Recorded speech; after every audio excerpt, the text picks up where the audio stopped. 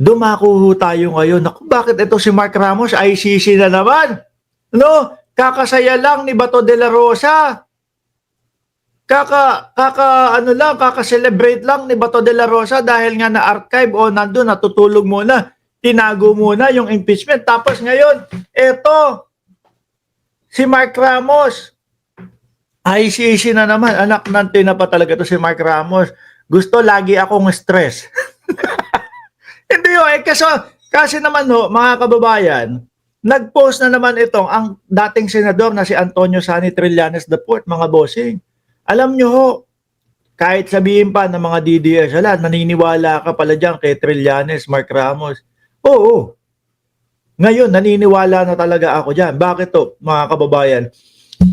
Kung hindi totoo yung sinasabi nito na bank account ng mga Duterte, binuksan na nila yon para napahiya na to si Trillanes, di ba? Wala ho. Duwag. Nabuksan, naipakita yung sinasabi ni Trillanes. Pag binuksan nila yan at walang naipakitang Sami Uy at walang naipakitang mga ganong kalalaking pera, pahiya tong si Trillanes. Pwede nilang kasuhan yan. Yung ipinagmamalaki ng dating Pangulo, nakakasuhan namin si Trillanes ng paninirang puri. Nasaan na? Hanggang ngayon. Hindi pa din nakakasuhan. Kasi pag kinasuhan nila, mga bossing, ang mangyayari po, sasabihin ng korte, para mapatunayan natin itong sinasabi ni Sani Trillanes o ni Antonio Trillanes na para mapatunayan nyo na talagang si Trillanes ay naninirang puri lang. Tignan natin, buksan natin yung bank account na sinasabi niya. Aray ko po, ayaw ni Duterte niyan. Kaya walang kaso. Kaya hanggang ngayon nag-aantay yung dating senador, nakasuhan siya. Wala pa din ho, mga bossing. Di ba? Yung sinasabi nito about West Philippine Sea, na sa mga Duterte, sinasabi ng mga Duterte, binenta naman ni Trillanes yung West Philippine Sea.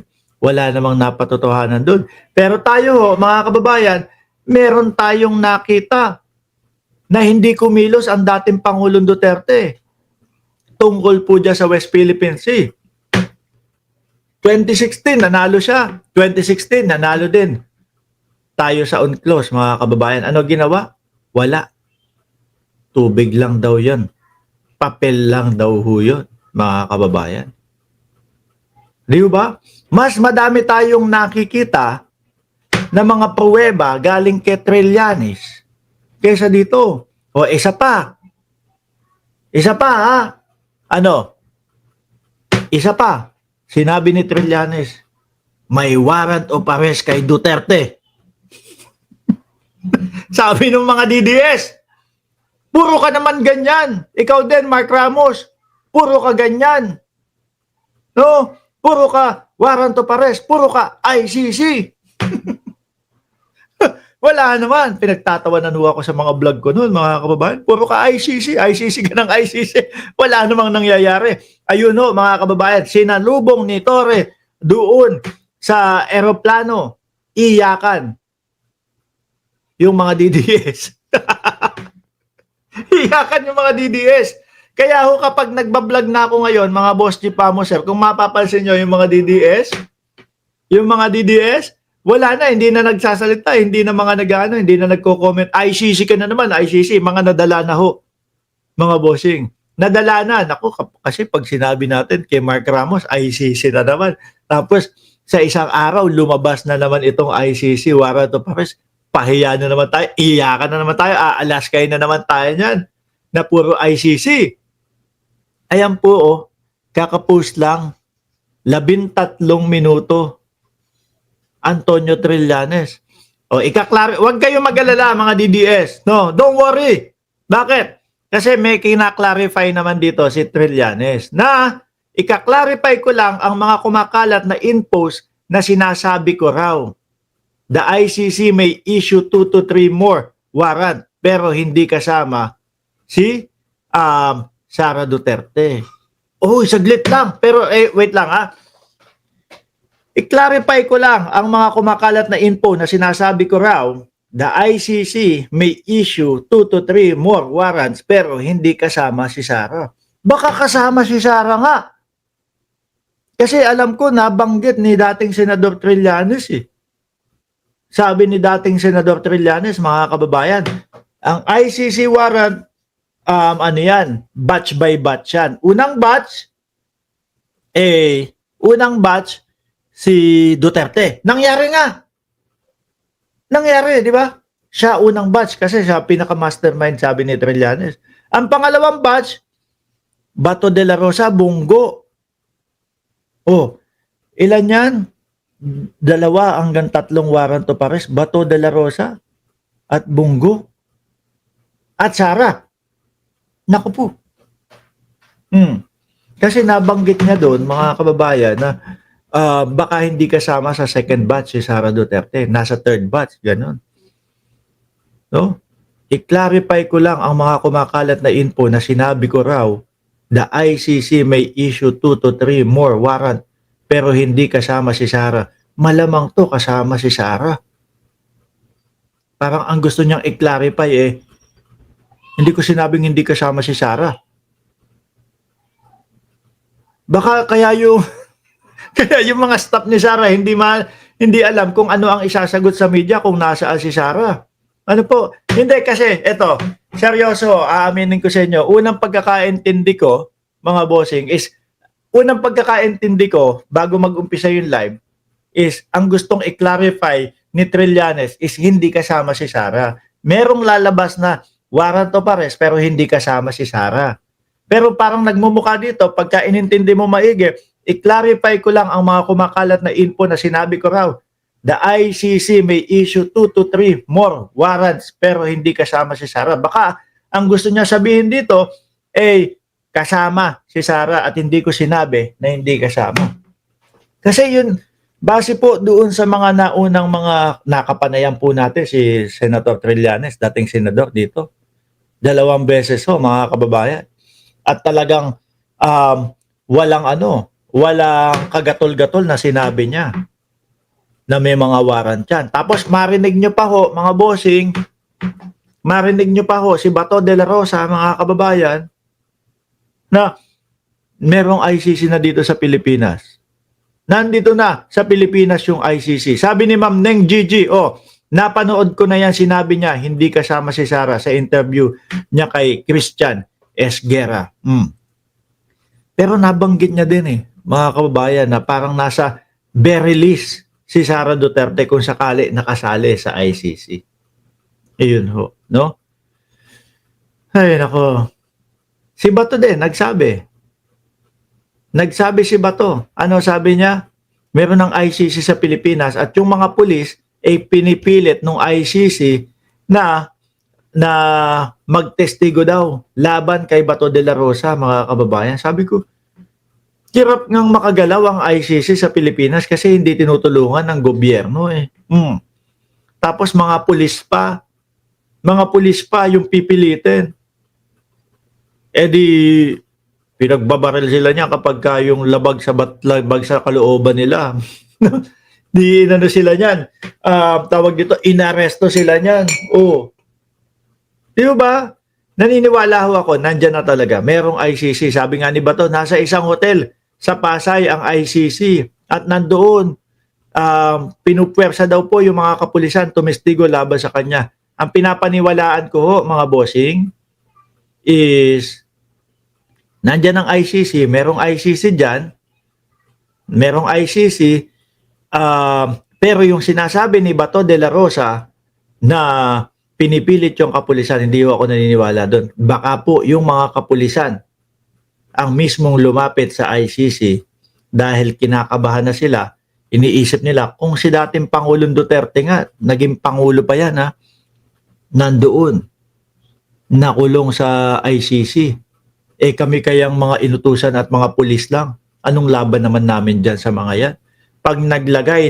Pagka naglagay si Torre ng 5,000 kapulisan at handa na kaming arestuhin, ano magagawa namin?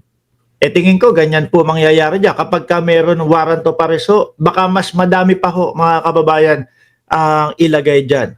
Kung kay dating Pangulong Duterte, 2,000 o 3,000, sabi ng mga DDS, wala yan, no? ICC kayo ng ICC. Sabi ng mga DDS, ICC kayo ng ICC. No, pauwi na ang dating Pangulo. Ganun. Nung nakasakay na, nung inilipad na, nang tinapa si General Torre, biglang pinormation yung mga kapulisan. Formation! Wala na. Paano ho yun? Ano gagawin nun? Sasabihin nila, hoy, balik tayo, ibalik mo yung eroplano. Hindi na pwede yun. Diba? Diba? Ibalik mo yung eroplano. Hindi na pwede yun. Wala na. Ayun, salubong. Pag landing ng eroplano, sinalubong na ho. Sinalubong ni Torre. Wala na silang magagawa eh. Una, tahimik. Ano po? Walang kahit ano. Nung nalaman, nakasakay na sa eroplano. Okay na. Sige na. Formation na tayo. Okay, dito sa airport na ito. Si Bato. Ginawa ni Bato. Tawag lang. Nasa Davao. Tingin ko alam na ni Bato talaga na merong warrant of arrest kay dating Pangulong Duterte. Kaya tingnan nyo, si Bongo nagpupumilit pumasok doon sa port. Saan yan? Nakalimutan ko lang eh. Doon, nagpipumilit pumasok para puntahan si dating Pangulong Duterte. Nandun si Bongo. Di ba? Nandun lahat ng supporter. Nandoon yung mga alagad ni Duterte. Pero si Bato, nasaan si Bato? Wala. Nasa bundok. Nangangampanya daw po. Nangangampanya si Bato. Tapos ano daw, pagkatapos ng tawag kay Medjaldea, patay na daw yung cellphone. 24 oras. Sabi pa ni Bato, ES, dito lang ako. May asikasuhin ako. Baka maihabol natin. Kumbaga, para hindi maisakay si dating Pangulong Duterte. Ang ginawa ni Bato, pinatayan ng cellphone. Parang nga naman, hindi na siya makulit. Baka sabihin, uy, si Hanilet ayaw sumama dahil wala daw siyang passport. Kakagaling lang ng Hong Kong, walang passport. Sabi siguro ni Bato, naku po, ako kukulitin nito na sumama kay dating Pangulong Duterte. Baka nandun din yung pangalan ko, hindi na ako pauwiin. Sabi ni INC, naalala ko tuloy ang papitsa ni Bongo. Sabi, ito po. Mag-aartihan na naman kayo. Ito po, pizza. Hindi pa po kumakain ng dating Pangulong Duterte. Request daw yung pizza. Tapos may vlogger sa gilid. Tapat mo sa aking camera. Pagkain to, sabihin natin, ayaw papasok. Naalala ko, yung mga drama nitong mga to, meron pa si Bongo, nangangampanya. Wala pong sapatos, wala pong tsinelas si dating Pangulong Duterte nung dinala nila. Ang lamig-lamig po doon. Makita mo na sa aeroplano, nakasapatos. Nakikita yung mga kasinungalingan ng mga DDS Di ba? Kaya, mga DDS, wag kayong mag-alala. Ignore nyo na lang to, yung kay Trillanes. No? Ignore nyo na lang to. Wag nyo pasinin. Total naman, para sa inyo, walang dapat paniwalaan kay Antonio Trillanes Daport. No, mga DDS, hayaan nyo lang. Wag. Pag ano lang kayo, kung anong regular na araw para sa inyo to. Di ba? Si Hanilet naman ang tapang. Ayun. Kinikidnap po yung asawa ko. Boom! Hinampas na cellphone yung ating kapulisan. Ang laki ng bukol dito. Saan ka ba naman makakita? Mga bossing. Saan ka makakakita? Kinikidnap sila. Pero sila yung nanghampas ng cellphone. Ang laki ng bukol dito. Kawawa yung pulis. Diba? Ay, Diyos ko po. Nakakatuwa lang ang mga makita yung mga inarte nitong mga DDS na ito. Di ba? Pati po yung reporter, si Maris Umali. Ganda-ganda nun. Di ba? Sabi ni Maris Umali, kay Medjaldea, kasi lumabas nung ospital, di ba? Parang kung ano man yung nangyari kay Medjaldea. Sabi ni Maris Umali, tingnan mo yung mata niya. Nakadilat, biglang pumikit. Di ba? Ako ho, mga bossing, hindi ho ako bingi. Mahina, may kahinaan yung pandinig ko, pero hindi ho ako bingi.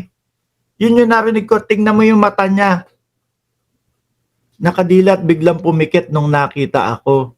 Sabi ng mga DDS, inaaway nila. Sabi ni Maris Umali, tingnan mo yung matanda. Oh. Binastos na. Sabi ni Jojo Cabarlo, crush mo si, oy, kamay-meng, ingay nito. Tatanong pa.